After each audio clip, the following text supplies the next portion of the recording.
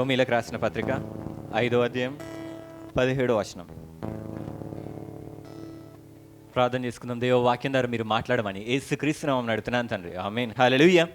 అంటే మనం ప్రతిసారి కలుసుకునేది ఎందుకంటే యేసుక్రీస్తు గురించి మాట్లాడుకోవడానికి, యేసుక్రీస్తును స్తుతించడానికి, ఆయన చేసిన కార్యములు, ఈ బల్ల, ఈ శరీరం కానీ ఆయనను జ్ఞాపకం చేసుకోవడానికి, ఆయనను కృతజ్ఞతాస్తుతులు చెల్లించడానికి. హల్లెలూయా. మనము లోకంలో ఎన్నో మాట్లాడతాము, ఎన్నో వాటికి పరిగెడతాము, ఎన్నో పనులు చేస్తాము. అవన్నీ కూడా ఏంటంటే శాశ్వతం కాదు. అవన్నీ కూడా టెంపరీ, కొన్ని రోజులు మాత్రమే. ఈ భూమి మీద ఉన్నంత వరకు అవి శాశ్వతం కాదు. కానీ యేసుప్రభు కోసం మాట్లాడిన మాటలు, యేసుప్రభు కోసం చేసిన క్రియలు, ఇవన్నీ కూడా ఏంటంటే శాశ్వతములు అంట. హల్లెలూయా. పరలోకంలోనంట యేసుప్రభు ఎట్లాంటోడంటే మనము ఆయనకి చేసిన ఆ గాయంలను కూడా జ్ఞాపకం ఆడ ఉంటుందంట. పరలోకంలో సాక్ష్యం ఉందంట. ఆయనే గాయంలో మనం చేసిన మేకులు గుచ్చినమైన చేతులకి, కాళ్ళకి, పరలోకంలో కూడా ఇప్పటికి కూడా ఆ గాయములు అట్లనే ఉన్నాయంట. ఆయన ఏది కూడా మర్చిపోడు. ఆయన చూపించిన ప్రేమ అక్కడ ఉంది, ఇంకా సాక్ష్యం ఉంది. మనం కూడా ఇక్కడికి వచ్చి మనం యేసుప్రభు కోసం మన ప్రేమ ఏదైతే ఉందో, మనం ఏదైతే వాక్యాలు వింటున్నామో, వాక్యాలు చెప్తున్నామో, ఆయన కోసం సేవ చేస్తున్నామో, ఆయన కోసం ఏవైతే చేస్తున్నామో ప్రతి ఒక్కటి కూడా పరలోకంలో ఉంటుందంట ఎప్పటికీ. మీ బంగారం ఉంటుందా ఎప్పటికీ?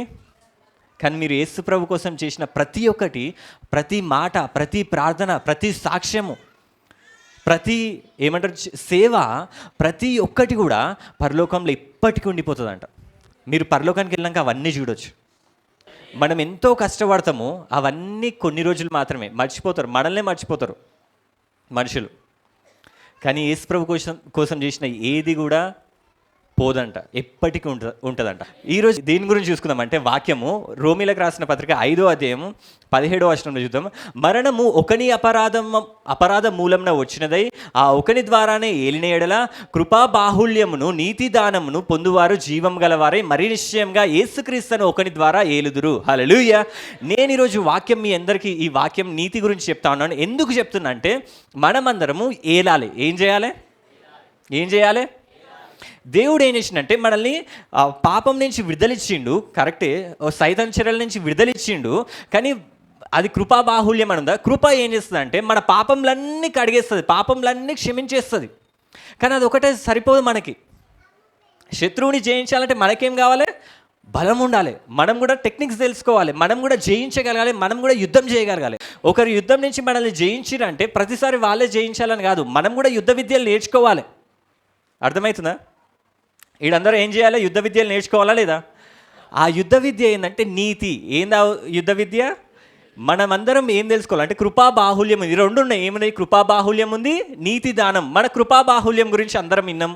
ఏంటంటే మన పాపంలన్నీ క్షమింపబడ్డాయి, మన పాపం మనం ఖచ్చితంగా పరలోకం పోతాం. బాగానే ఉంది, వీడి వరకు బాగానే ఉంది. యేసుప్రభు మనల్ని రక్షించిండు, ఓకే. కానీ ఇక్కడ జయించాలి కదా, ఏలాలి కదా. ప్రతి ఒక్క నింద, ప్రతి ఒక్క బాధ, ప్రతి ఒక్క ఇబ్బంది, ప్రతి ఒక్క అనారోగ్యం మన మీద ఏలొద్దు కదా. మనం కూడా ఫైట్ చేయాలి కదా. ప్రతిసారి ఏమన్నా బాధ వచ్చిన ప్రతిసారి దేవా నువ్వు రావాలి. దేవుడు అట్లా కాదు. దేవుడు ఏమంటున్నాడంటే నిన్ను ఏలేట చేస్తా అంటుండు. ఎట్లా చేస్తా అంటుండు? మిమ్మల్ని రాజుల్లాగా, యాజకుల్లాగా దేవుడు చేసిండంట. యాజకులు ఏం చేస్తారంటే ప్రార్థన చేస్తారు, అది కృప. రాజులు ఏం చేస్తారంటే ఏల్తారు, అది నీతి, రాజనీతి అంటారు. మనం ఏంటంటే యాజకులమే కాదు, అడగడమే కాదు, ఏలడం కూడా నేర్చుకోవాలి.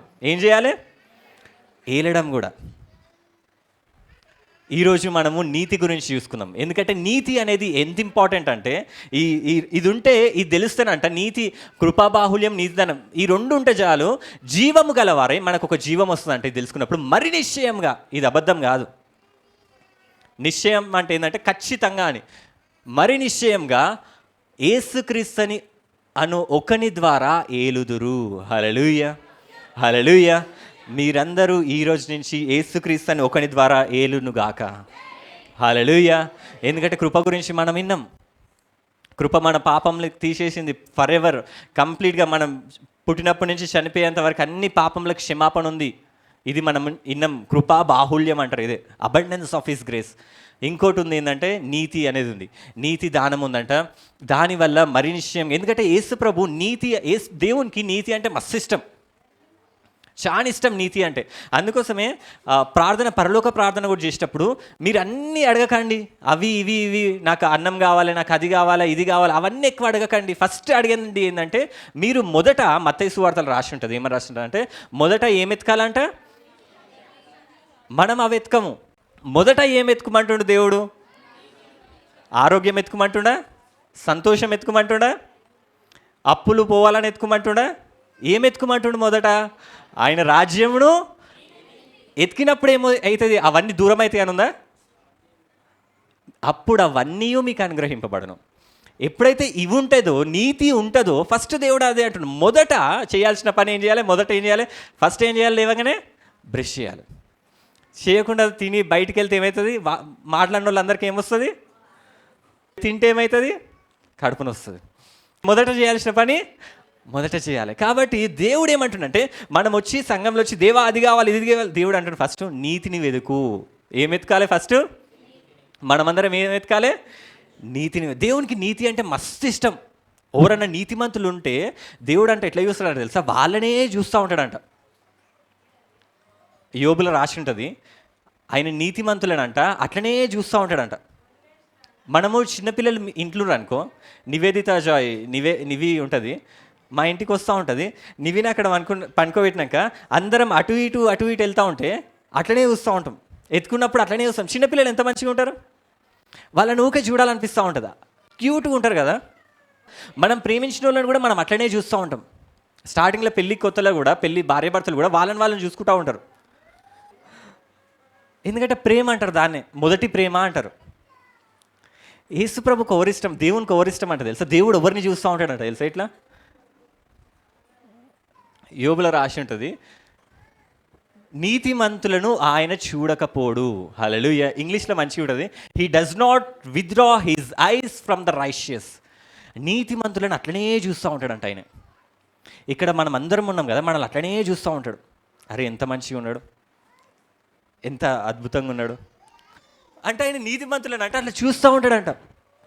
చూసి అరే ఎంత నీతిమంతును, ఎంత అద్భుతంగా ఉన్నావు, ఫ్లయింగ్ కిస్సెస్ నీకు. నీతిమంతులను ఆయన చూసి, నీతిమంతులు అంటే ఆయనకు చాలా ఇష్టం.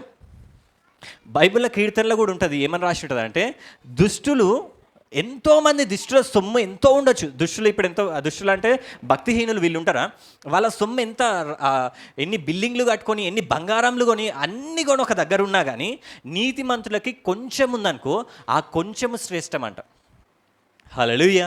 ఎందుకంటే దేవుడు దాన్ని ఆశీర్వదిస్తాడు కాబట్టి. ఇదంతా పోతుంది కానీ ఇది పెరుగుతుంది. హల్లెలూయా, హల్లెలూయా. బైబిల్లో ఎన్నో వచనాలు, ఎన్నో ఆశీర్వాదాలు. నీతిమంతుల పిల్లలు ఆకలి కొనరు, వాళ్ళకి దేవుడు ఇస్తూనే ఉంటాడు. నీతిమంతులు ఖర్జూర వృక్షం వల్లే మొవ్వు వేయుదురు, నీతిమంతులు సూర్యుని వల్లే ప్రకాశించుదురు. నీతిమంతులు కీర్తనలు, సామెతలు చూస్తే నీతిమంతులు అట్లుంటారు, నీతిమంతులు ఇట్లుంటారు, నీతిమంతులు అది, నీతిమంతులు ఇది అని చెప్పి మొత్తం నీతిమంతులు ఇవే ఉంటుంది మొత్తం. అంటే దేవుడు ఎవరైనా నీతిమంతులు ఉండరనుకో, వాళ్ళని ఆశీర్వదిస్తూనే ఉంటాడు. తీసుకో, ఇది తీసుకో, అది తీసుకో, ఇది తీసుకో అని చెప్పి. నోవా టైంలో భూమంతా పాపంతో నిండి ఉంటుంది, కానీ నోవా ఒక్కైన మాత్రమే నీతిమంతుడంట. ఆదికాండంలో రాసి ఉంటుంది, యెహోవా అంటున్న నోవాతోని, ఈ తరము వారిలో నీవే ఎవరంట? నోవా ఒక్కడే. నోవా కుటుంబం కూడా కాదు, నోవా ఒక్కడే. నోవా భార్య గురించి మాట్లాడతలేడు, నోవా పిల్లల గురించి కూడా మాట్లాడతలేడు. నువ్వు ఒక్కనివే నా ఎదుట నీతిమంతుడవై ఉండుట చూచితిని గనక నీవును నీ ఇంటి వారును ఓడలో ప్రవేశించుడి. హల్లెలూయా. ఈడొక అద్భుతం ఏంటంటే, నీతిమంతులు ఉన్నారనుకో, వాళ్ళు ఒకరే ఇప్పుడు మీ ఇంట్లల్లో మీరు ఒకరే నమ్ముకుంటారు అనుకో, మీ ఫ్యామిలీ నమ్ముకుంటలేరు అనుకో, మీ నీతిని బట్టి దేవుడు వాళ్ళని కూడా రక్షిస్తాడంట. హల్లెలూయా. ఇక్కడ ఎవరు నీతిమంతుడు? నోవానా వాళ్ళ కుటుంబం మొత్తమా? ఇప్పుడైంది అంత మంచిగా మాట్లాడుతురా? మీ కుటుంబంలో రక్షింపబడాలని అంత ఆశ ఉన్నట్టుంది మీకు. హల్లెలూయా. ఇక్కడ ఎవరు నీతిమంతులు అంటే నోవా ఒకడే నీతిమంతుడు. కానీ దేవుడు ఏమంటున్నా అంటే నువ్వు నా ఎదుట నీతిమంతునుగా ఉన్నావు కాబట్టి నేను నీ కుటుంబంని మొత్తం ఓడలకు ఎక్కిస్తా. నువ్వు నీతిమంతును అయితే ధైర్యంగా ఉండు, నీ కుటుంబం మొత్తం రక్షింపబడను గాక. హల్లెలూయా. ఇది నోవా దగ్గరనే జరగలేదు, అబ్రహాం దగ్గర కూడా జరిగింది. అబ్రహాము ఒకసారి ఏమవుతుందంటే, దేవుడు సొదొమ గొమొర్రా నాశనం చేయడానికి వెళ్తూ ఉంటాడు. 2 పట్టణాలు సొదొమ గొమొర్రా పాపంతో నిండిపోయి ఉంటుంది, ఘోరమైన పాపములు చేస్తూ ఉంటుంది. దేవుడు ఏం చేస్తాడంటే వెళ్ళేటప్పుడు అబ్రహాంని కలుస్తాడు. అబ్రహాంకి కలిసి, ఓ అబ్రహామా, నేను సొదొమ గొమొర్రాను నాశనం చేయడానికి పోతున్నా అని చెప్పి అన్నప్పుడు అప్పుడు అబ్రహాం ఏమంటాడంటే, అబ్రహాంకి గుర్తుంది ఏంటంటే సొదొమలో తన అన్న హారాను కొడుకు లోతు ఉంటాడు అక్కడ. ఇప్పుడు సొదొమ గొమొర్రాను నాశనం చేసినట్టు ఎవరు చచ్చిపోతారు? ఈ ఓన్ బ్రదర్ వాళ్ళ కొడుకు చచ్చిపోతాడు కదా, అన్న వాళ్ళ కొడుకు చచ్చిపోతాడు కదా. దేవుణ్ణి అప్పుడు అడుగుతాడు, దేవుణ్ణి అప్పుడు ఆయననే దేవుడు ఆల్రెడీ చంపేస్తా అని అన్నాక దేవుణ్ణి అడుగుతూ ఉంటాడు, ఏమంటే దేవా నువ్వు అందులో ఒక సొదొమ గొమొర్రా మొత్తం పెద్ద పట్టణం కదా, ఆ పట్టణంలో 50 మంది నీతిమంతులు ఉండరనుకో. ఎంతమంది అంట? 50 మంది నీతిమంతులు ఉండరనుకో, నువ్వు వాళ్ళని సొదొమ గొమొర్రా నాశనం చేయవా అంటే దేవుడు ఏమంటాడు తెలుసా? ఓకే అబ్రహాము, నువ్వు చెప్పింది నేను వింటా. నాకు సొదొమ గొమొర్రాలో 50 మంది నీతిమంతులు ఉంటే, అంటే 50 మంది నీతిమంతులు కనపడరు అనుకో, సొదొమ గొమొర్రాను మొత్తం దేవుడు రక్షిస్తాడు అన్నట్టే. అంటే నీతికి ఎంత పవర్ ఉంది కదా. అంతమంది భక్తిహీనుల పాపము కంటే ఈ నీతిమంతుల నీతి ఎంత శక్తి అంటే, ఈ 50 మంది నీతిమంతులు ఉంటే ఆ సొదొమ గొమొర్రాను మొత్తం దేవుడు రక్షిస్తాడంట. హల్లెలూయా. అంటే నీతికి ఎంత పవర్ ఉంది కదా. నువ్వు ఒక్కమే నీతిమంతును అయితే, నువ్వు ఒక్కరిని నీతిమంతును అయితే నీ కుటుంబానికి ఎన్నో ఆశీర్వాదాలు వస్తాయి, ఎన్నో శోధనలు తప్పిపోతూ ఉంటాయి. ఎందుకంటే నువ్వు నీతిమంతుని ఉన్నావు కాబట్టి. హల్లెలూయా. సొదొమలో లోతు ఉన్నాడు, లోతు కోసం అడుగుతుండు, దేవా 50 మంది ఉంటే నువ్వు రక్షిస్తావా అంటే దేవుడు ఏమంటాడు, సరే 50 మంది నీతిమంతులు ఉంటే నేను సొదొమ గొమొర్రాను నాశనం చెయ్య. అప్పుడు అబ్రహాం ఏం చేస్తాడు తెలుసా? ఆయనకే అనిపిస్తుంది, అరే 50 మంది ఉండరో లేరో, 50 అనేసిన. మనం కూడా షాపింగ్కి వెళ్ళినప్పుడు, మీరు ఎక్కువ వెళ్తారు కదా, షాపింగ్కి వెళ్ళినప్పుడు వాడు ఏం చెప్తాడంటే 10,000 ఒక చీర అని చెప్తాడు, లేకపోతే 5,000 షర్టు అని చెప్తాడు. చెప్పినప్పుడు మనం ఏం చేస్తాం? తగ్గించాలి. మనకున్న స్వభావం అది, గుణం మనకి తగ్గించకపోతే అయిపోతారు, మనం లూజ్ అయినట్టు. కాబట్టి ఎంత చెప్పాలని ఆలోచించి 2,000కి ఇస్తేనే తీసుకుంటా అని అంటాం మనం. అప్పుడు వాడేం చేస్తాడు, సరే అమ్మ తీసుకో అన్నాడు. ఏం మాట్లాడలేవాడు, ఏమన్నాడు? 2,000కి 10,000 అన్నాడు, 2,000కి ఇచ్చేస్తుండు. ఆ 8,000 పోయినాయని మనం సంతోషం రాదు, కానీ నేను 2,000 అనగానే ఇచ్చేసిండేంది అంటే ఇంకా తక్కువ అడగాల్సింది. చిచి, నాకు బేరమే చేయరాలే. తినేటప్పుడు అదే మోసపోయినా నేను. ఆ 8,000 పోయినాయి, తక్కువైనా సంతోషించాం. 2,000 నాకు తెలిసి పట్టు 1,000 రూపాయలు ఉండేదేమో, 500 ఏమో. నేను ఎందుకు తక్కువ చేయలే అని చెప్పి బాధ ఉంటుంది కదా. ఈయనకి అబ్రహాం కూడా అదే బాధ వచ్చిందంట. దేవా 50 అనగానే దేవుడు సరే ఒప్పేసుకున్నా. దేవుడు ఒప్పుకుంటాడు అనుకోలేదు, ఒప్పేసుకుడు దేవుడు 50 అనగానే. ఇక అబ్రహాంకి అయ్యా ఏమైంది. ఇక్కడ అబ్రహాం స్నేహితుడు కాబట్టి అబ్రహాం ఏం చేస్తాడంటే, దేవా నేను ధూళిని బూడిదను, నేను అడుగుతున్నా, నేను వేస్ట్ గాన్ని, నువ్వు గొప్పవనివి కాబట్టి ఒక 5 మైనస్ చేసుకో, 45కు రా. 45 మంది ఉంటే నువ్వు రక్షిస్తావా? ఈ 45 మంది నీతిమంతులు ఉంటే నువ్వు రక్షిస్తావా అంటే దేవుడు మళ్ళీ ఒకటే మాట, సరే. ఏం బేరం చేయడు దేవుడు. సరే ఓకే, 45 మంది ఉంటే నేను రక్షించేస్తా. ఈయనకి అబ్రహమ్మ ఇంత మంచి అంటుండేది దేవుడు అని చెప్పి, దేవా నేను తెగిస్తున్నా, దేవా ఇప్పుడు తెగిస్తా, ఏమన్నా అనుకో, నేను తెగిస్తా. నువ్వు దేవునివి అయినా నేను తెగిస్తా. నేను మనిషిని, నువ్వు దేవునివి, నువ్వు నా ప్రభువు అయినా నేను తెగిస్తున్నా. నువ్వు కోపం తెచ్చుకోకు, 40 వేసుకో అనగానే సరే 40. ఇక అబ్రహాంకి అర్థం కాదు, ఏదంటే అది ఓకే అంటాడు.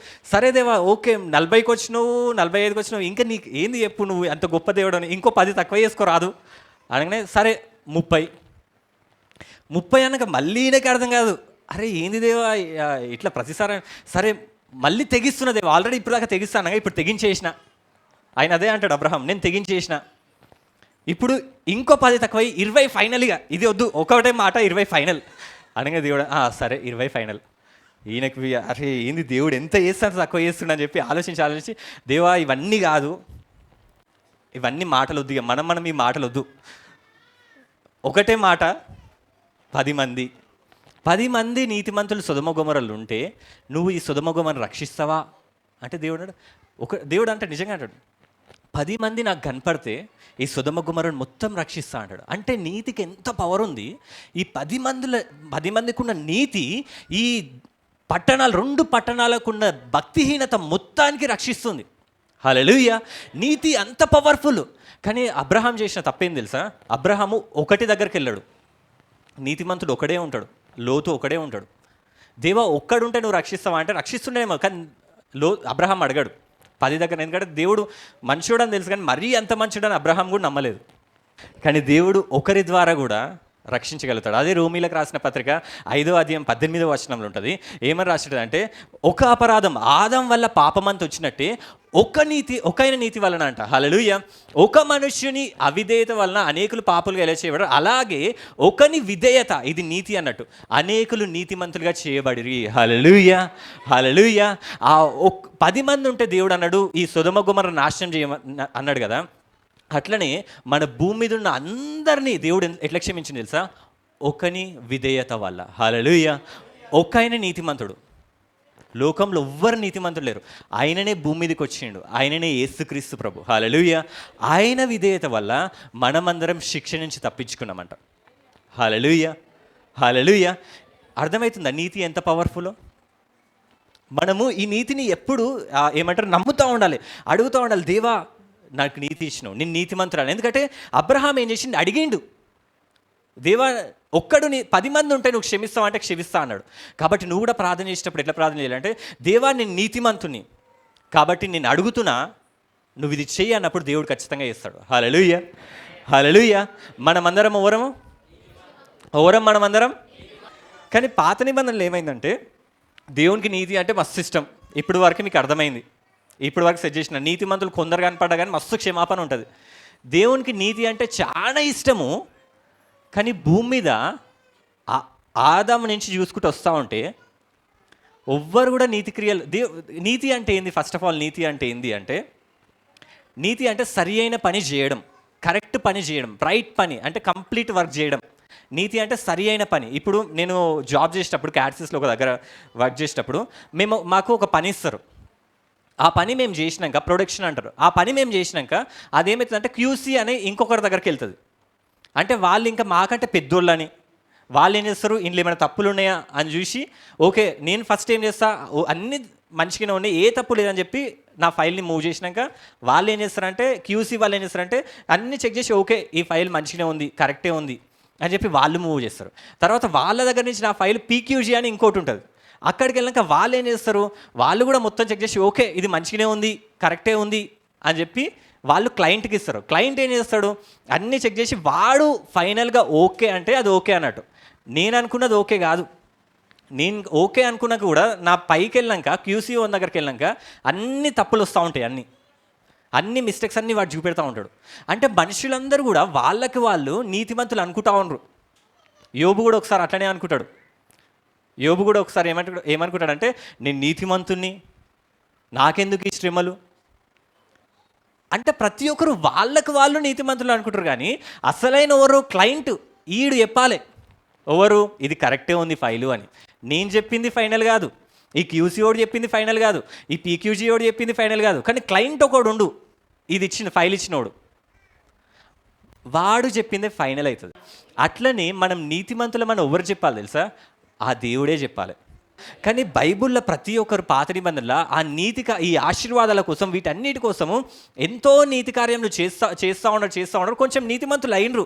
అదే లోతు కూడా కొన్ని నీతి కార్యాలు చేసి మొత్తం కంప్లీట్గా ఎవ్వరు కూడా నీతిమంతులు లేరు.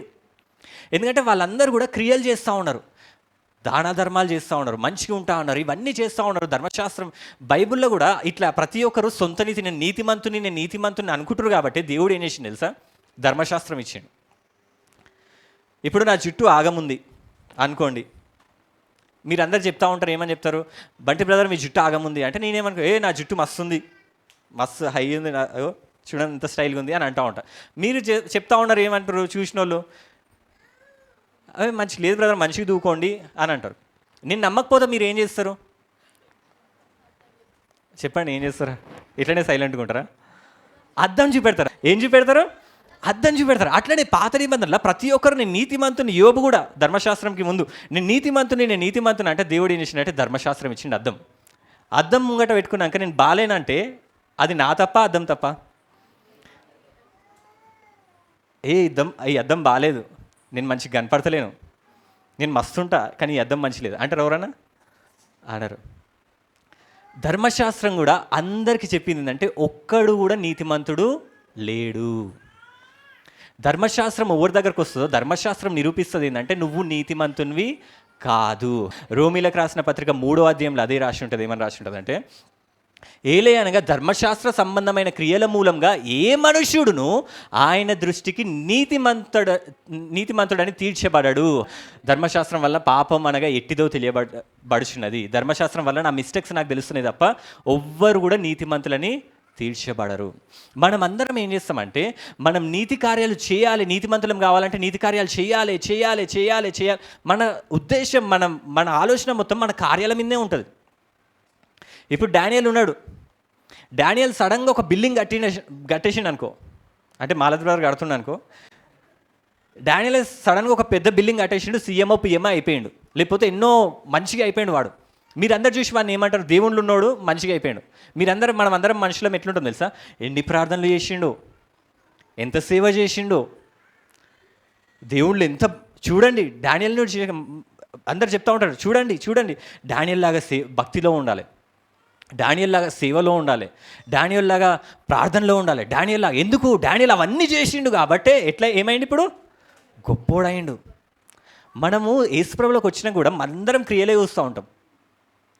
నేను లాస్ట్ టైం స్టోరీ చెప్పినప్పుడు కూడా లాస్ట్ టైము ఒక ఆమె వస్తుంది, ఆ అత్తరు తీసుకొస్తుంది, తల నుంచి మొత్తం అభిషేకిస్తుంది, కాళ్ళు కడుతుంది, కన్నీళ్ళు తుడుస్తుంది. మనం అందరం వాటి గురించి మాట్లాడుకుంటూ ఉంటాం. కానీ యేసుప్రభు దేని గురించి మాట్లాడిండు? విశ్వాసం. మనం విశ్వాసం ఎవ్వరం చూడం, మనం క్రియలే చూస్తాం. ఒకడు మంచిగా అయ్యిండు, ఒకరికి పిల్లలు కన్నారు అంటే ఆమె ఎన్ని ఉపవాసాలు చేసిందో దేవుడు ఆమెకి గర్భంనిచ్చిండు. ఒకరికి పిల్లయిందంటే ఎన్ని సంవత్సరాలు ప్రార్థన చేసిండో. అరే విశ్వాసం అనేది ఉంది కదా, అది మనం పట్టించుకోము. ఎందుకంటే మనం నమ్ముతాం ఏంటంటే మనకి ఏదైనా సమస్య అవ్వాలంటే దేవా ఇగో ఈ రోజు నుంచి 40 రోజులు ప్రార్థన చేస్తున్నాను, 40 రోజులు అయిపోగానే 3 రోజులు మంచి చేస్తారు, 4వ రోజు చెయ్యరు. ఇక మెడిటేషన్ అయిపోయింది, మెడిటేషన్ అయిపోయింది, నా ప్రాబ్లం కూడా రాదు. ఎందుకు? మళ్ళీ మనం ఏం చేస్తామంటే మన క్రియల మీద డిపెండ్ అవుతాం, విశ్వాసం మీద డిపెండ్ కావు. అసలు విశ్వాసం అనే టాపికే మన దగ్గర కనపడదు. కానీ బైబిల్ చెప్తుంది క్రియల మూలంగా ఒక్కరు కూడా నీతిమంతులు కాలేరంట. ఇక్కడ ఉన్న మనందరం కూడా నేను మంచి ఆమె ఉండాలి, మనుషుల్లాగా ఉండాలి, క్రియలు చేయాలి, క్రియలు అని అంటే దేవుడు అంటాడు అవన్నీ కూడా నీతిమంతునిగా చేయలేవు. పాత నిబంధనలు మొత్తం వాళ్ళు ట్రై చేసి బైబిల్లో కీర్తనలలో రాసి ఉంటుంది, యెహోవా గుమ్మంలోకి ప్రవేశించాలంటే కూడా ఈ శ్రమల నుంచే కాదు, ఈ శ్రమలు వెళ్ళాలంటేనే కాదు, పరలోకంకి వెళ్ళాలంటే కూడా మనకు కావాల్సింది ఏంటంటే యెహోవా గుమ్మం, నీతిమంతులు దీనిలో ప్రవేశించుదురు. పరలోకంకి ఎవరు ప్రవేశిస్తారు? కాబట్టి ప్రతి ఒక్కదానికి నీతే కావాలి. నీతిమంతులే దేవుళ్ళ యెహోవా గుమ్మంలో ప్రవేశిస్తారంట. హల్లెలూయా. కానీ మనుషులు ఎవ్వరూ నీతిమంతులుగా లేకపోయే వారికి దేవుడు ఏం చేసిందంటే ఆయననే శరీరధారిగా భూమి మీదకి వచ్చాడు. హల్లెలూయా. మనుషులందరూ నీతిగా క్రియలతో చేద్దాము అంటే ఓకే, కొంచెం వర్క్ అవుతా ఉన్నారు. కానీ ఒక టైం వచ్చింది, ఏమొచ్చిందంటే దేవునికి అర్థమైంది వీళ్ళ వల్ల కాదు అని చెప్పి దేవుడు ఏం చేసిందంటే ఆయననే భూమి మీదకి వచ్చిందంట. యేసు ప్రభువే భూమి మీదకి వచ్చి ఆయన ఏం చేసిందంటే ఆయన కృపతోని ఆ దేవుని నీతిని మనుషులకి ఉచితముగా ఇచ్చిండంట. హల్లెలూయా. నీతి అనేది కష్టపడితే వచ్చేది, నువ్వు మంచి పనులు చేస్తే వస్తుంది నీతి. హల్లెలూయా. నేను పని చేస్తే వస్తుంది శాలరీ, ఒట్టిగానే రాదు. నేను కరెక్ట్ పని చేయాలి, అప్పుడే నాకు జీతం ఇస్తాడు వాడు, ఆ ఫైల్ నేను కరెక్ట్ చేస్తానే. కానీ దేవుడు ఏం చేసిండంటే ఆయన ప్రేమతోని అరే ఈ పని ఎవ్వరు కరెక్ట్ చేస్తలేరు అని చెప్పి దేవుడు ఏం చేసిండంటే ఆయనే ఉచితంగా నీతిని ఇచ్చేసిండంట మనకి. హల్లెలూయా. రోమీలకు రాసిన పత్రికలు అదే ఉంటుంది. ఏమని రాసినట్టే అది యేసుక్రీస్తు నందలి విశ్వాస మూలమున్నదై. హల్లెలూయా. నీకు విశ్వాసం ఉంటే చాలంట, నమ్ము వారందరికీ కలుగు దేవుని నీతి అయి ఉన్నది. హల్లెలూయా. ఇది క్రియలతో వచ్చేది కాదు. ఇప్పుడు నీతి ఎంతో అద్భుతమైనది, కానీ అది ఇప్పుడు క్రియల మూలంగా వస్తలేదు, కానీ విశ్వాసం మూలంగా నీతి మనకు అనుగ్రహింపబడతా ఉందంట. హల్లెలూయా. యేసుక్రీస్తు నమ్ముకుంటే చాలు. ఆయనే ఏం చేస్తారంటే యేసుప్రభు ఏం చేస్తారంటే దేవుని నీతిని దేవుడు చాలా నీతిపరుడు. ఆయన కంటే నీతిమంతులు ఎవ్వరు లేరు భూమి మీద. మనుషులందరూ ఎవరినెవరినో వెంబడిస్తూ ఉంటారు, ఎన్నో గ్రంథాలు ఉన్నాయి, ఎక్కడెక్కడనో తిరుగుతూ ఉంటారు, అన్నీ వెతుకుతూ ఉంటారు, అన్నీ చూస్తూ ఉంటారు. కానీ వాళ్ళ గ్రంథాలలో కానీ వాళ్ళ వెంబడించే వాళ్ళలో కానీ ఒక్కరన్నా నీతిమంతులు ఉన్నారా? పాపం చేయకుండా వాళ్ళు వెంబడించేటోళ్ళు అట్లనే ఉంటారు, వాళ్ళు అట్లనే ఉంటారు, వీళ్ళని వెంబడించేటోళ్ళు కూడా అట్లనే ఉంటారు. వీళ్ళు పాపులనే ఆరాధిస్తూ ఉంటారు, పాపులనే వెంబడిస్తూ ఉంటారు, వీళ్ళు కూడా పాపుల్లాగానే ఉంటారు. కానీ యేసుప్రభు ఒకడే, ఆయన ఏమంటాడు తెలుసా? నాలో పాపం ఉంటే నిరూపించండి అన్నాడు. యేసుప్రభు ఒకడే నీతిమంతుడు. ఒకవేళ నీతి ఇవ్వాలంటే వేరేటోళ్ళు ఎవ్వరి దగ్గర నీతి లేదు, వాళ్ళు ఎంతో లోకమంతా వేరే వెంబడిస్తుంది కదా, ఒక్కరి దగ్గర కూడా నీతి లేదు. కానీ యేసుక్రీస్తు ఒకని ద్వారానే మనందరికీ నీతి, దేవుని నీతి బయలుపరచబడతా ఉన్నది. హల్లెలూయా, హల్లెలూయా. మనం ఏ క్రియలు చేయకపోయినా కానీ, ఏ క్రియలు లేకపోయినా కానీ యేసుప్రభు వల్ల ఏమవుతుందంటే ఆయన మీద విశ్వాసం పెట్టడం ద్వారా దేవుడు ఎంతైతే నీతిమంతుడో ఆ నీతి అంతా ఏమవుతుందంటే మనకు అనుగ్రహింపబడుతుంది. ఇప్పుడు మనం నీతిమంతులం ఉన్నాం కాబట్టి, మనం ఎట్లా నీతిమంతులమైన ఇప్పుడు యేసుక్రీస్తుని విశ్వసించడం ద్వారా మనం నీతిమంతులం ఉన్నాం కాబట్టి మన ప్రార్థనలు దేవుడు వింటూ ఉంటాడు. మన కుటుంబీకుల కోసం మనం ప్రార్థన చేసినప్పుడు, మన ఏమంటారు, పిల్లలు మారకపోయినా కానీ, భర్త మారకపోయినా కానీ, భార్య మారకపోయినా కానీ, ఎవ్వరు మారకపోయినా కానీ నువ్వు ప్రార్థన చేయాలి. దేవా నేను నీతిమంతుణ్ణి, దేవా నోవా ప్రార్థన చేస్తే ఆయన కుటుంబాన్ని రక్షించను, అబ్రహాం ప్రార్థన చేస్తే 10 మంది ద్వారా సొదొమ గొమొర్రా నాశనం చేయకుండా కాపాడుతాను, దేవా నన్ను కూడా నువ్వు రక్షించు దేవా. పొట్టి జక్కయ్య ఉంటాడా? పొట్టి జక్కయ్య మీ అందరికి తెలుసు కదా, అంటే తెలుసు అంటే చదివి ఉంటారు కదా. ఆ జక్కయ్య ఏం చేస్తాడు? ఒక మేడి చెట్టు ఎక్కుతాడు. యేసుప్రభు వెళ్తూ ఉంటే మేడి చెట్టు ఎక్కి యేసుప్రభుని జస్ట్ చూస్తాడు. ఆయనకి చూడాలని ఆశ ఉంటుంది, యేసుప్రభుని చూస్తాడు. ఎట్లెక్కి? చెట్టెక్కి. యేసుప్రభు ఏమంటాడు తెలుసా? ఈరోజు రక్షణ నీకు నీ ఇంటికి వచ్చి ఉన్నది అంటాడు. కుటుంబం మొత్తం ఎక్కిర్రా, పిల్లలు ఒక కొమ్మ, భార్య ఒక కొమ్మ ఏలాడిరా? ఎవరు? జక్కయ్య ఒకడే ఎక్కిండు. పొట్టి జక్కయ్య పొట్టిగా ఉన్నాడు కాబట్టి చెట్టు ఎక్కిండు చూద్దామని. ఆయనకి ఎంత ఆసక్తి ఉంది కదా, దేవుడు ఆ ఆసక్తిని అది చూసి దేవుడు ఏమన్నాడంటే నీ ఇంటికి రక్షణ వచ్చి ఉన్నది. కాబట్టి నువ్వు నీతిమంతునిగా నువ్వు నమ్మి, దేవా నేను నీతిమంతుని, దేవా నేను నీతిమంతురాలని, దేవా నా క్రియల మూలంగా కాదు, దేవా యేసుక్రీస్తుని నమ్మినను, యేసుక్రీస్తు ఏం చేసిండంటే ఆ దేవుని నీతి నాకు ఉచితముగా ఇచ్చిండు. హల్లెలూయా. రోమీయులకు రాసిన పత్రిక 3వ అధ్యాయంలో అది ఉంటుంది. క్రీస్తు యేసునందలి విమోచనము ద్వారా ఉచితముగా నీతిమంతులని తీర్చబడుచున్నారు. హల్లెలూయా. ఏమైనా క్రియలు చేయాలా ఇంకా? మనం మనుషులం ఎట్లాంటి వాళ్ళం తెలుసా? దేవుడు ఒక పెద్ద బిల్డింగ్ కట్టిండు మన కోసం. ఒక పెద్ద బిల్డింగ్ ఆయననే కట్టిండు, ఆయననే ఇటుకలు పెట్టిండు, ఆయననే గ్రానైట్ వేసిండు, ఆయననే బేస్మెంట్ కట్టిండు, ఆయననే అస్తర్కార్ చేసిండు, ఆయననే ఇంకేమేమో ఆ ఎలివేషన్స్ అన్నీ ఆయననే చేసిండు. మనం ఏం చేసినాం తెలుసా? జస్ట్ ఒక గణేట్ రాయి తీసుకెళ్ళి అమ్మో అమ్మో అని చెప్పుకుంటూ వెళ్ళి ఆడేసినాం. ఏడా? ఆ పెద్ద బిల్డింగ్ కడతా ఉంటే, ఒక పెద్ద ప్యాలెస్ కడతా ఉంటే దేవుడు మనం ఒక గ్రానైట్ రాయి తీసుకొని అమ్మో మెడల్లో వచ్చినాయి అయ్యో అని చెప్పి వేస్తాము. బిల్డింగ్ అంతా ఎవరు కట్టిర్రు? చెప్పండి, ఎవరు కట్టిరు బిల్డింగ్ అంతా? బిల్డింగ్ అంతా ఎవరు కట్టిండు? చెప్పడానికి కూడా ఇష్టపడతారు. చెప్పండి, బిల్డింగ్ ఎవరు కట్టిరు? దేవుడు కట్టిండు బిల్డింగ్. మనం ఏం చేసినాము? బయటకు వచ్చి ఏం చెప్పుకుంటాం తెలుసా? నేను ఎంత కష్టపడ్డా తెలుసా? దేవుడేమో అంత పెద్ద బిల్డింగ్ కట్టిండు, అవన్నీ దేవుని గురించి మనం చెప్పి నేను ఎంత కష్టపడ్డా తెలుసా? అది ఇట్లుందంటే, బిల్డింగ్ ఉందంటే నా కష్టార్జితం, నేను రక్తం చిందించినాను. ఏం చేసినాను? రక్తం చిందించినాను. ఎంత కష్టపడి మోసిన తెలుసా? దేవుడు చేసిన పక్కన పెట్టేస్తాము, ఆయన శిల్వ త్యాగంని అంతా పక్కన పెట్టేస్తాము. మనం చేసిన ఒక 2 గంటల ప్రార్థనకి, 2 గంటల ఆరాధనకి దేవా, అందుకోసం పరలోకంలో ఒక గుంపు వెళ్తుందంట. వాళ్ళు వెళ్ళి దేవుడు ఆపేస్తాడు. ఎందుకు ఆపేసినావు దేవా? నీ నామంలో మేము దయ్యాలు ఎలగొట్టలేదా? నీ నామంలో అది చేయలేదా అంటే దేవుడు అంటే నువ్వు ఎవరో నాకు తెలియదు అంటాడు. మనుషులం మనం అట్లనే ఉంటాం. మనం దేవుడు చేసిన శిల్వ త్యాగం అవన్నీ పట్టించుకోం, కానీ మనం మోసిన ఒక ఇటుక రాయిని అమ్మో మెడ పోయింది. ఒక 100 floors లిఫ్ట్ ఉందనుకో, అది మనం 100 మెట్లు ఎక్కన, అంతస్తులన్నీ మెట్ల మీద ఎక్కన అవసరం లేదు. ఏం చేయాలి? మనం ఆ లిఫ్ట్ ఎక్కి బటన్ నొక్కితే అసలు 100 నొక్కితే ఏమవుతుంది? డైరెక్ట్ వెళ్ళిపోతుంది. అట్లనే దేవుడు ఏం చేసిండంటే మనకు ఒక ఈజీ వే చూపెట్టిండు. ఏస్తున్నామం అనగానే చాలు వెళ్ళిపోతూనే ఉంటుంది లిఫ్ట్. డైరెక్ట్ దేవుని నీతే, మామూలు నీతి కూడా కాదు. అబ్రహాం నీతిమంతుడు, ఆ లోతు నీతిమంతుడు, వీళ్ళందరూ నీతి కాదు, డైరెక్ట్ దేవుని నీతే. ఎవరి నీతి? దావీదు కంటే నీతిమంతులం మనం. ఎవరు ఇచ్చిన మనకి నీతి? యేసుప్రభు ఏం చేసిండు? దేవుని నీతిని తీసుకొని మనకి ఇచ్చేసిండు, ఫ్రీగా ఇచ్చేసిండు. ఏం కష్టపడని అవసరం లేదు. మనం ఏం చేస్తుంది తెలుసా? ఏదో ఒక 1 floor ఎక్కుతాం, దానికంటే ముందు ట్రై చేస్తాం. మనం 100 floorలు ఎక్కడానికి ట్రై చేస్తాం, కానీ ఒక ఫ్లోర్ ఎక్కి అలసిపోతాము. తర్వాత ఎక్కేసి వేస్తున్నామా 99 ఫ్లోర్స్ లిఫ్ట్ ఎక్కేస్తుంది. ఎక్కేసినాక పైకి వెళ్ళినాక ఏమంటాం తెలుసా, ఆ ఒక్క ఫ్లోర్ ఎట్లా ఎక్కినా తెలుసా, నేను అంబాడినా, నేను ఇట్లా చేసిన, నా మోకాళ్ళు చూడు నల్లగా అయిపోయినాయి, నా కళ్ళు చూడు తెల్లగా అయిపోయినాయి. వీటి గురించే మాట్లాడతారు. అరే యేసుప్రభు 99 ఫ్లోర్స్ లిఫ్ట్ వేసిండు కదా, వాటి గురించి మాట్లాడం మనం. హల్లెలూయా. అట్లాంటి వాళ్ళని దేవుడు అంటాడు, మీరెవరో నాకు తెలియదు. దేవుని రాకడ అతి సమీపంగా ఉంది. కొందరు చెప్పిర్రు, కొన్ని యేసుప్రభు ఉన్నప్పుడు కొన్ని గ్రంథాలు రాసిర్రు.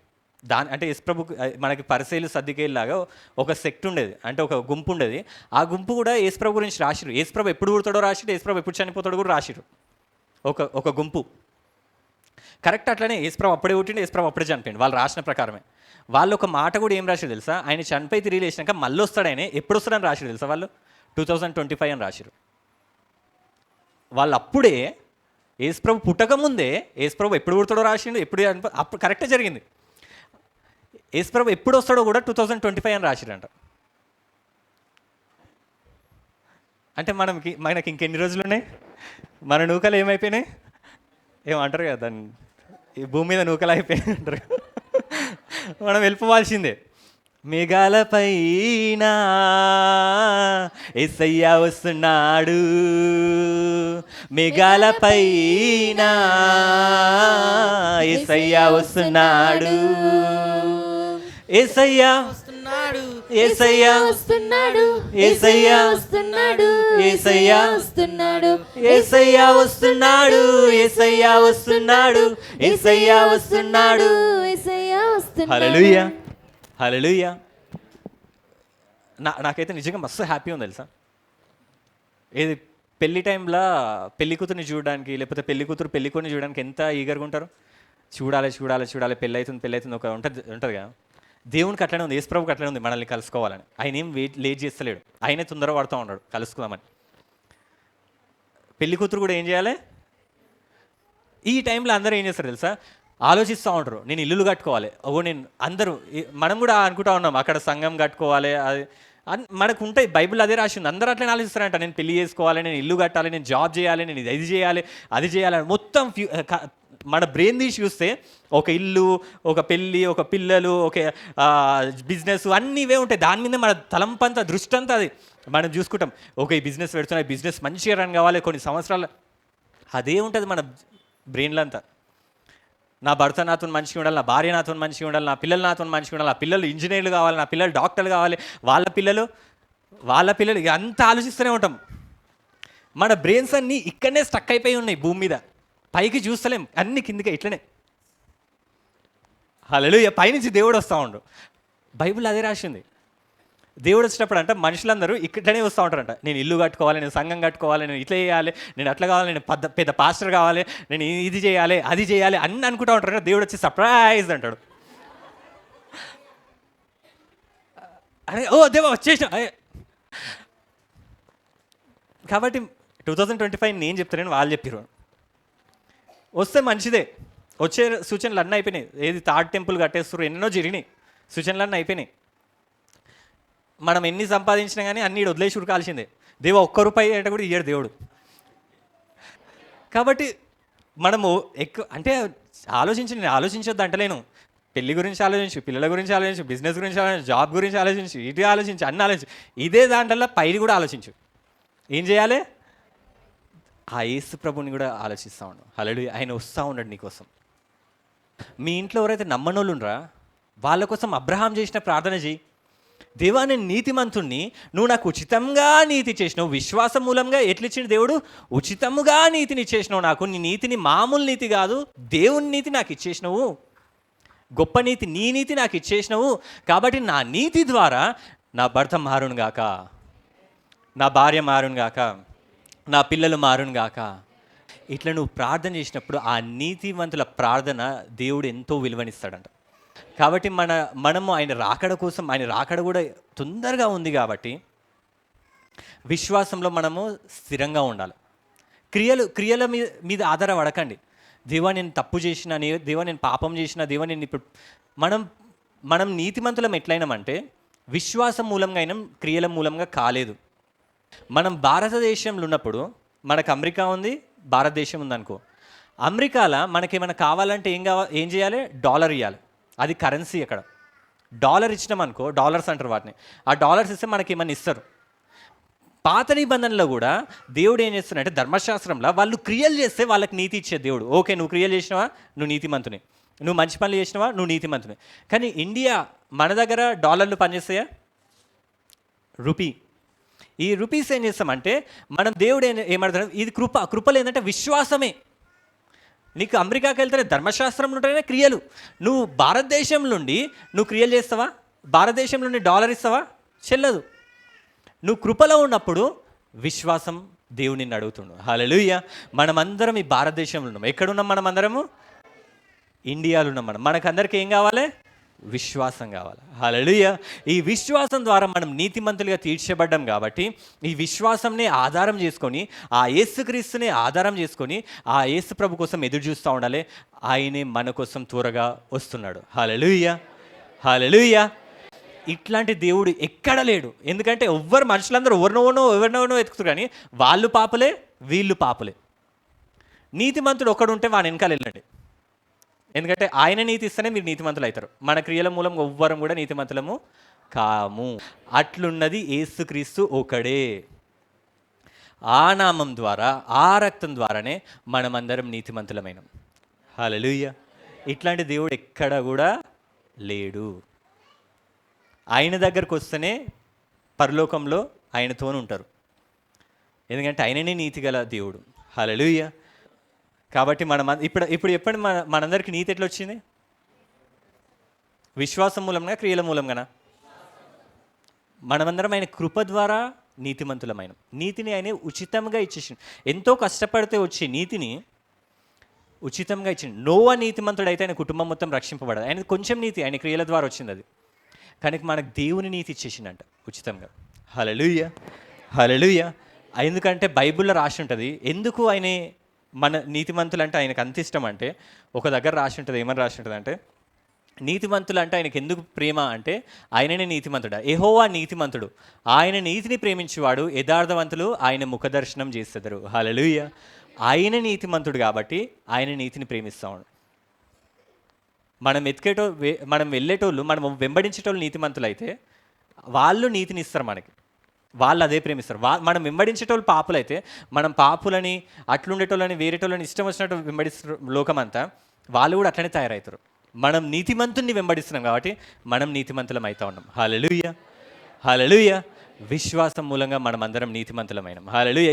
ఇక్కడ చెప్పండి, ఇప్పుడు ఎంతమంది నీతిమంతులు ఉన్నారు? ఇక్కడ చేయలేపండి.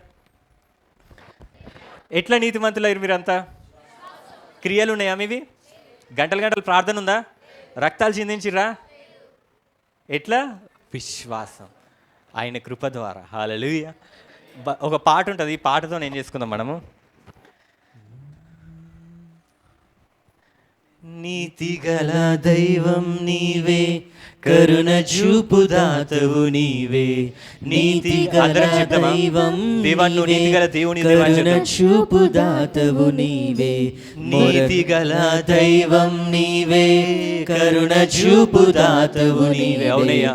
నీతిగల దైవం నీవే, కరుణ చూపు దాతవు నీవే. మొరను ఆలకించు నా దేవా, రక్షణాధారం నీవేగా. అందరం చెప్తాం. మొరను ఆలకించు నా దేవా.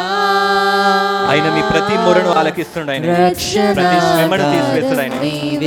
ఆయననే రక్షణాధారం. నీతిగల దైవం నీవే, కరుణ చూపు దాతవు నీవే. అవునయ్యా, నువ్వే నీతిగల దైవం. ఎవరు లేరు దేవా నీలాగా. యేసయ్యా నీకు వందనాలు, మమ్మల్ని నీతిమంతులుగా మార్చిన దేవా. ఆలకించు నా దేవా, రక్షణాధారం నీవేగా. మొరను ఆలకించు నా దేవా, రక్షణాధారం నీవేగా. నీవుంటే చాలు నాకు దిగులే లేదు. నీ ప్రేమే చూడగానే సద్గతియే. అవును, మంచి గతి మనకు. నీవుంటే చాలు నాకు దిగులే లేదు. నీ ప్రేమే చూడగానే సద్గతియే. నీలాంటి దైవం ఎవరు విశ్వమున లేనే లేరు. నీలాంటి దైవం ఎవరు విశ్వమున లేనే లేరు. పరమ తండ్రి నీకే వందనా. యేసునాథ నీకే వందనా. పవిత్రాత్మ నీకే వందనా. త్రియేక దేవా వందనా. నీలాంటి దైవం ఎవరు విశ్వమున లేనే లేరు. నీలాంటి దైవం ఎవరు విశ్వమున లేనే లేరు. నీలాంటి దైవం ఎవరు విశ్వమున లేనే లేరు. నీలాంటి దైవం ఎవరు విశ్వమున లేనే లేరు. పరమ తండ్రి నీకే వందనా. యేసునాథ నీకే వందనా. పవిత్రాత్మ నీకే వందనా. త్రియేక దేవా వందనా. నీతిగల దైవం నీవే కరుణ చూపు. కరుణ వలనే మనం నీతిమంతులమైన. నీతిగల దైవం నీవే కరుణ చూపు దాతవు నీవే. మొరను ఆలకించు నా దేవా. రక్షణ మన మధ్య ఉన్నాడు. నీతిగల దేవుడు మన మధ్య ఉన్నాడు. మొరను ఆలకించు నా దేవా. రక్షణాధారం నీవేగా. వేరేమీ కోరలేదు జీవితాంతం. నీ దయలు కాయుమయ్యా బ్రతుకు దినం. వేరేమీ కోరలేదు జీవితాంతం. నీ దయలు కాయుమయ్యా బ్రతుకు దినం. నీలాంటి దైవం ఎవరు విశ్వమున లేనే లేరు. నీలాంటి దైవం ఎవరు విశ్వమున లేనే లేరు. నీలాంటి దైవం ఎవరు విశ్వమున లేనే లేరు. నీలాంటి దైవం ఎవరు విశ్వమున లేనే లేరు. పరమ తండ్రి నీకే వందనా. పవిత్రాత్మ నీకే వందనా.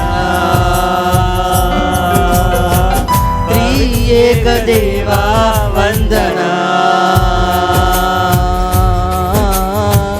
ఘనపరచు నిన్నే నిరతము. నీలాంటి దైవం ఎవరు విశ్వమున లేనే లేరు. నీలాంటి దైవం ఎవరు విశ్వమున లేనే లేరు.